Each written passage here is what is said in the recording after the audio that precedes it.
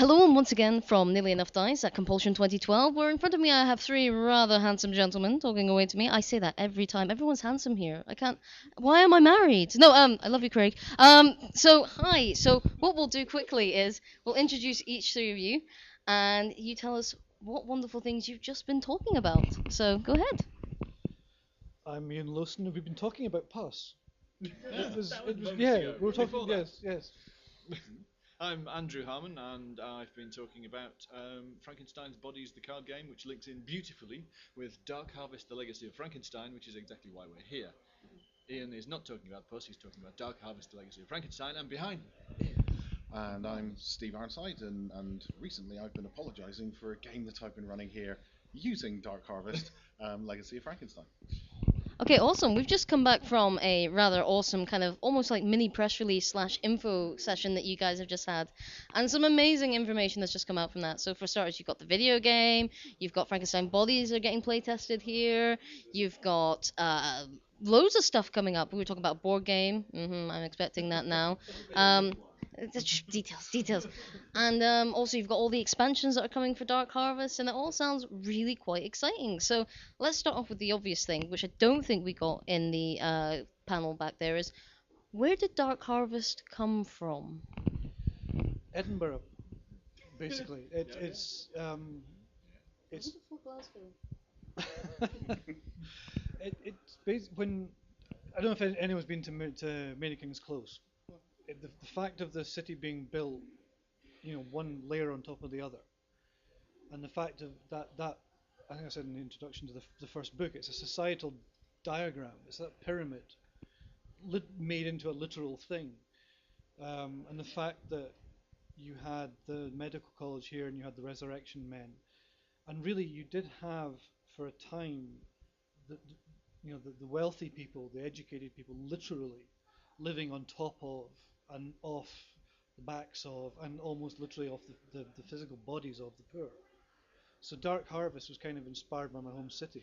Um, and then the actual idea kind of came, I had a sort of half story in my head about Frankenstein and the creature meeting as old men on board an ocean liner, sitting on the decks with their blankets over their knees, going, "Do you remember that time you tried to kill me in Antarctica? Wasn't that hysterical? Yes, I almost got you then." And just kind of thinking what would have happened if things had been slightly different in Shelley's book. And then the two kind of coming together and starting to think about settings and bits of Gilliam's Brazil and bits of everything Terry Gilliam's ever done, bits of Time Bandits even thrown in there, and then just trying to find a story. And I think that's kind of where we picked up at the chat, is trying to find that story and lock it down, and eventually all the notes from completely failing to tell any one story became Dark Harvest. So we have Dark Harvest, the RPG, and then now following on from that straight away is pretty much Frankenstein Bodies. And where did Frankenstein? What made you think of Frankenstein Bodies? Where did that idea come from, guys? Again, basically over to Ian. He'd just been to, was it UK? Eurogamer Expo, which I didn't go to, which is why I don't know the name. But yeah, he basically came back from talking about all sorts of things, seeing new games being developed, video games, having had a chat with Matt Gibbs, yeah, our editor for the Dark Harvest line. And he basically said to me, "Look, we were chatting about what to do next," and he said, "Look, you've got some good stuff there, but you need to look at expanding the game line. Had you thought about card games and board games?" And a little light went off in my head, and I thought, "Ooh, I've got an idea for a card game." And I was sort of thinking about it on the 45-minute train journey from London to Luton. I sort of walked into Andrew's front room. "How did it go?" "Oh, it went really well. You're doing a card game, by the way." And that was it. And I've been forcing him to do things ever since. That makes me sound like I'm reluctant. I have other things, but yeah, I mean, Jenny and I, my wife, we play an awful lot of games. We've got over 100. You know, that's why we're here at the games convention for one thing. But I mean, it's brilliant from board games to card games. So we've got a lot of experience. Often we'll be playing a game and it'll be a kind of case of that's really good, but let's play this rule or that's rule super. So we are tweaking them a little bit. I've had a few goes at trying to get some games going, and I was working on a game to do with zombies as a board game that was working really nicely, but was really bogged down in. And now you move 65 different zombie pieces, and it was just frustrating. And the more changes I'm making, it was more turning into a game that I already knew about. That frustration, Ian walks in the door, goes, "You're doing a different game," was like, bingo, let's just head off in that direction. And it was literally that night we just thrashed out the rules. I was looking back at the development diary the other day just before I came up here, and right from where it started to now, there's been about 3 changes, which is amazing. It just literally hit the ground born. Yeah. It was just It was such an surprising. obvious thing. There's going to be loads of tweaks now. All the feedback that's come back, but it's really odd, really nice. But I mean, that tends to be how I operate. Is I'll if I don't know how to do something, I'll generally know someone who does that I trust, which is kind of how Steve ended up getting involved in it. Is it was I need someone to look after the rules bits and someone who's in my area, more or less, who I can understand when he sort of starts talking about rules. So Steve and Steve was a guy, as we said at the chat. Steve was a guy I'd known and talked about the project with for years. So yeah, it was very much Steve, you're doing rules. Yeah, it's fine. Actually, the conversation went more or less. Um, we've been given a rule system. Um, can you check it and make sure that it works? Because there's the game set, the rule set that we use is Cubicle 7's Victoriana Yeah, the heresy rules. engine. Yeah. Um, and Walt and Andrew at Cubicle 7, who are developing that line, gave us a sort of heresy light Yeah. to work with.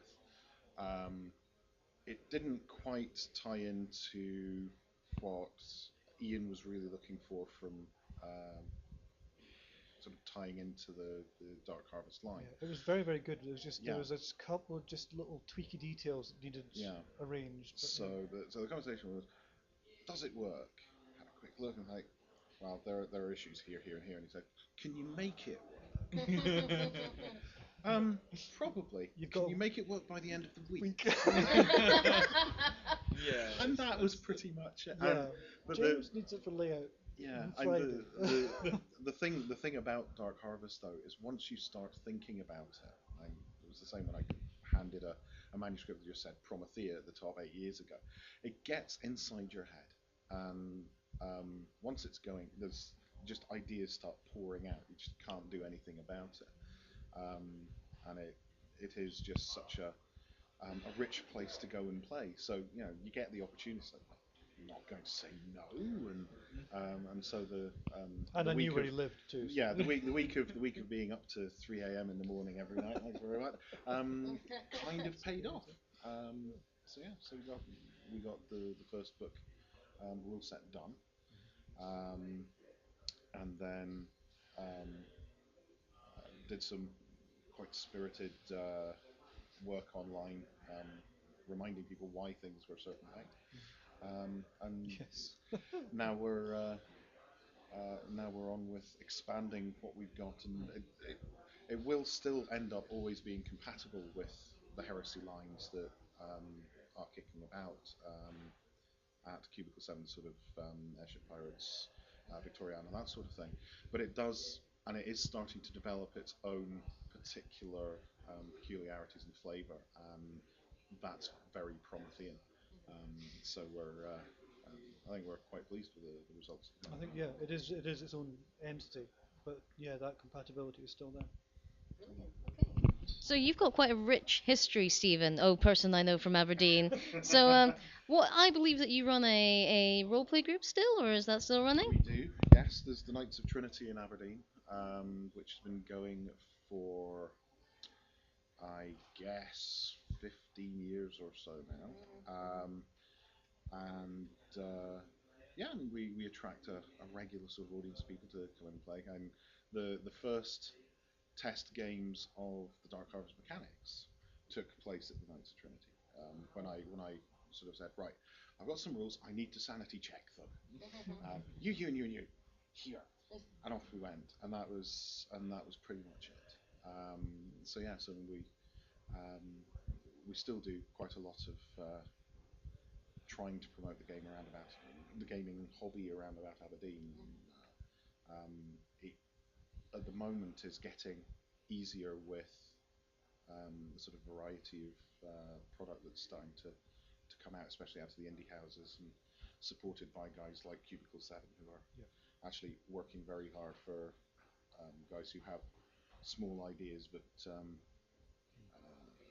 not the small ideas, no, Big ideas but small small resources. opportunities. Yes, Yeah. no, that's the right way around. Yes, and um, we've there's an awful lot we couldn't have done without that sort of Absolutely. I mean, support. Cubicle 7 have been, I mean, Angus and Dom, and we've been chatting to the art director John Hodgson about various bits and pieces for the card game, and just all sorts of guys who are related to that.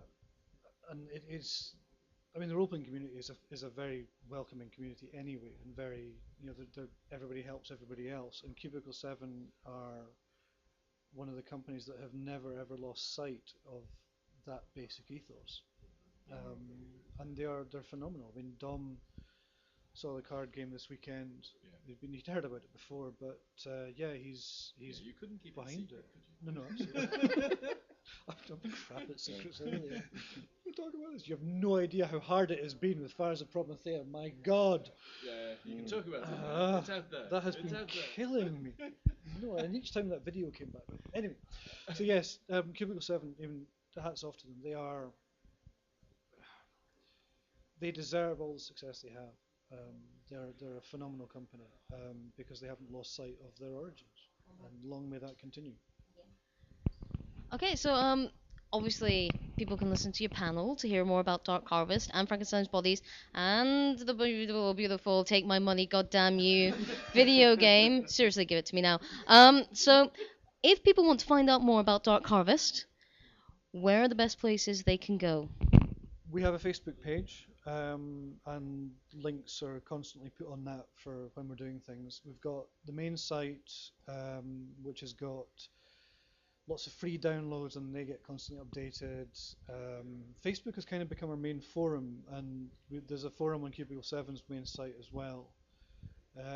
So yeah, we're sort of all over the place, really. Okay.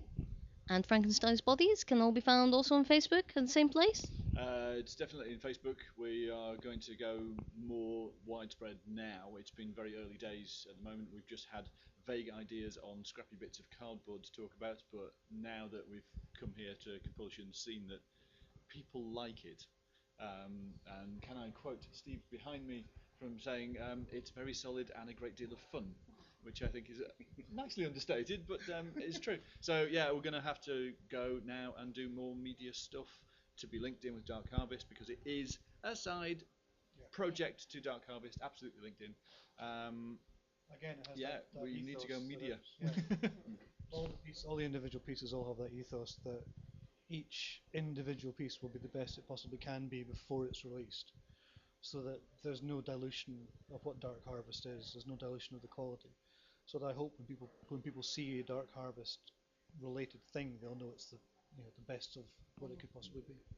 Well, it's fantastic. I mean, we've had 30 odd, just trying to do the maths, yeah, 30 odd avid gamers here at Compulsion giving really helpful feedback about the game. It's a card game. People have been trying to break it, and it's My favorite, yeah. my favorite quote is still, "It's good. It's got evil in it." That's my favorite. That kind of sums up the whole Dark Harvest thing. It's good. Yeah. It's got evil in it. Yeah. Well, you guys can definitely quote me, and I've got to say it's fucking awesome as Frankenstein Bodies. We are. It's amazing. It's almost like it's not for PG-13. But no, seriously, fucking awesome. Really looking forward to getting Frankenstein Bodies. Really looking forward to getting to try Dark Harvest. Absolutely thrilled about the video game. And We will see you at the expo, and we will have something for you. we are stoked. So, thank you very much, guys. Thank you for your time. Good luck.